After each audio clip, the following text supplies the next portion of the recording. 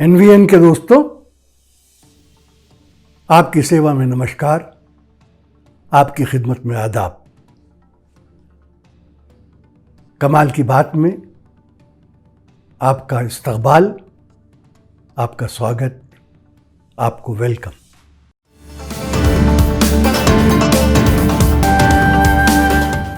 दोस्तों, supreme court ने एक बार फिर मोदी सरकार को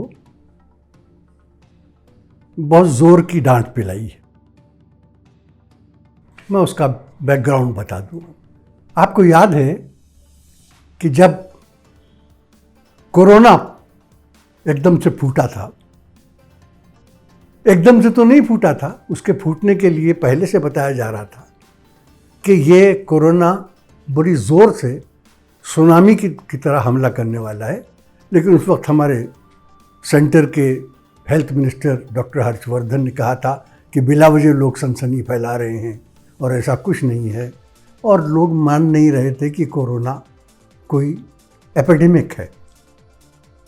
लेकिन फिर अचानक मालूम हुआ कि वो दम से फूट पड़ा। जब फूट पड़ा तो आपको याद होगा कि इत्तेफाक से उन्हीं दिनों में दिल्ली में निज़ामुद्दीन दरगाह के पास तबलीगी जमात का एक बड़ा जलसा था, और अचानक टीवी चैनल्स ने और साथ में प्रिंट मीडिया ने भी कोरोना का रिश्ता उस तबलीगी जमात के इजलास से जोड़ दिया और कहा कि ये तो तबलीगी जमात वालों ने फैलाया है। और फिर वो तबलीगी जिहाद और पता नहीं क्या क्या उन्होंने कहना शुरू किया कि ये तबलीगी वाले जो है वो जिहाद कर रहे हैं। और अचानक ये कहा जाने लगा कि ये तबलीगी जमात वाले जो हैं ये फैला रहे हैं, गोया इनका एक कोई मिशन है कि ये हिंदुस्तान में कोरोना फैला रहे हैं, इन्होंने कोई साजिश की है, इस तरीके की बातें। और ये सारी बातें कहीं किसके ज़रिए जा रही थी? बड़े बड़े टीवी चैनल्स, रिपब्लिक, आज तक, इंडिया टुडे, एबीपी, ये तमाम चैनल जो बड़े, न्यूज़ 18, ये बड़े बड़े चैनल लगे हुए थे कि वो तबलीगी कोरोना, तबलीग वाले फैला रहे हैं कोरोना। तो उसके बाद जब ये मामला कोर्ट में पहुंचा, कुछ लोग सुप्रीम कोर्ट गए कि साहब के हमको इंसाफ दिया जाए, तबलीगी जमात का इस कोरोना को फैलाने में कोई हिस्सा नहीं है, ये कुदरती आफत है। तो सुप्रीम कोर्ट ने उसकी सुनवाई की। उसी ज़माने में शायद आपको याद हो, एक और किस्सा हुआ था सुदर्शन टीवी का, जिसने आईपीएस जिहाद का नाम दे दिया था। यानी वो ये कह रहे थे कि पुलिस में और आईपीएस में के कंपटीशन में बहुत ज़्यादा मुसलमान आने लगे हैं, तो ये भी वो जिहाद कर रहे हैं। और उसके सिलसिले में सुदर्शन टीवी तो पूरी एक सीरीज चलाने वाला था, जिसको सुप्रीम कोर्ट ने रोक दिया था। तो सुप्रीम कोर्ट ने उस वक्त गवर्नमेंट ऑफ इंडिया से, मोदी सरकार से ये पूछा कि साहब ये किस्सा क्या है, क्या आपके पास इसका कोई इलाज नहीं है? क्या आपने इनको बिल्कुल बेमुहार छोड़ दिया है, बेलगाम छोड़ दिया है कि जो जी चाहें कहते फिरिए, जो चाहे पकें, और कोई कंट्रोल नहीं है? तो आप इस सिलसिले में हमें जवाब दीजिए। गवर्नमेंट ऑफ इंडिया को नोटिस दिया गया। गवर्नमेंट ऑफ इंडिया ने जवाब ये दिया कि साहब नहीं, हमको तो कोई इसमें जो सुदर्शन वाले कर रहे हैं या जो टीवी पे न्यूज़ चल रही है, हमें तो उसमें कोई ऐसी बात नज़र नहीं आती, कोई ख़ास बात नज़र नहीं आती। और इसमें अगर ये कहा जाए कि इसकी वजह से समाजी तनाव बढ़ेगा या दो समुदाय में, दो फ़िरक़ों में कुछ तनातनी पैदा होगी, तो हम नहीं समझते कि ऐसा है। और हमारे ख़्याल में सुदर्शन वालों को भी अपना काम करने की इजाज़त दी जाए और बाकी जो मीडिया वाले कर रहे हैं वो भी करने की इजाज़त दी जाए। और इसके साथ ही एक बात और कही, वो हमारे यहाँ एक कहावत है, मारो घुटना फूटे आँख, सवाल कुछ जवाब कुछ। साथ ही ये कहा कि साहब मीडिया जो है, जिसे हम गोदी मीडिया कहते हैं, पालतू मीडिया कहते हैं, वो जिसको मेन स्ट्रीम और नेशनल मीडिया कहते हैं, उसके बारे में उन्होंने कहा कि साहब नेशनल मीडिया जो है उसके ऊपर तो फिर भी कुछ पाबंदी है, फिर भी उस पर निगाह रखी जाती है, लेकिन ये कमबख्त सोशल मीडिया जो है ये इतना ज़्यादा हो गया है, इतना बढ़ गया है कि इसकी वजह से सबसे ज़्यादा दिक्कत हो रही है और इसके ऊपर ज़रूर लगाम लगना चाहिए। चुनांचे बहुत हड़बड़ाहट में उन्होंने कानून भी बना लिया सोशल मीडिया को और यूट्यूब चैनल्स को और फेसबुक को, इन सब पे को पर चेक रखने के लिए उन्होंने कानून बना लिया और मारे हड़बड़ाहट के उस कानून पे प्रेसिडेंट से दस्तखत भी करा लिए और इस सिलसिले में उन्होंने एक हलफनामा दाखिल कर दिया सुप्रीम कोर्ट में। सुप्रीम कोर्ट ने पहले तो इस बात पर बड़ा एतराज़ किया कि ये एक जूनियर ऑफिसर के दस्तखत से दाखिल होने वाला हलफनामा है। आपने क्या सुप्रीम कोर्ट की इतनी भी इज्जत नहीं कि कोई रिस्पॉन्सिबल बड़ा ऑफिसर या बड़ी अथॉरिटी वो हलफनामा दाखिल करे? एक जूनियर ऑफिसर कर रहा है। 2 दिन पहले सुप्रीम कोर्ट ने ये कहा कि ये हलफनामा है या मजाक है, कोई क्या है ये? आप लोगों ने मजाक किया है? हम पूछ रहे हैं क्या और आप जवाब दे रहे हैं क्या?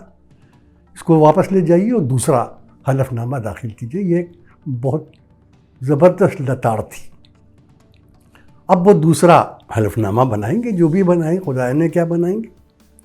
लेकिन मैं आपको बताऊं प्रॉब्लम क्या है।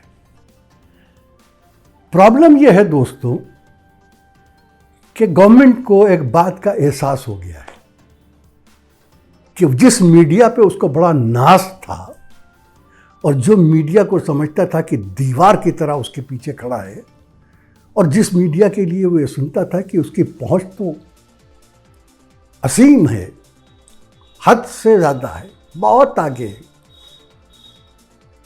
अब उन्हें पता चल रहा है कि उस मीडिया की पहुंच कम होती चली जा रही।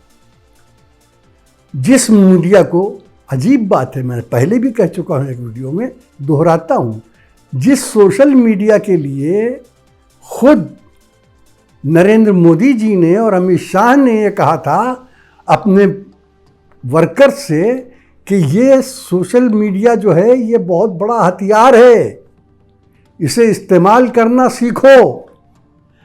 अब वही सोशल मीडिया जो है उससे वो डरने लगे क्योंकि उसका वो हथियार अगर था तो दूसरों के हाथ में भी पहुंच गया है। उन्हें अब ये मालूम हुआ है कि ये सोशल मीडिया जो है इसकी पहुंच उनके मीडिया से ज़्यादा हो गई। अब मैं ये बात हवा में नहीं कह रहा हूँ, मैं आपको किस बिना पे कह रहा हूँ। मेरे पास डेटाज नहीं है, दुरुस्त है।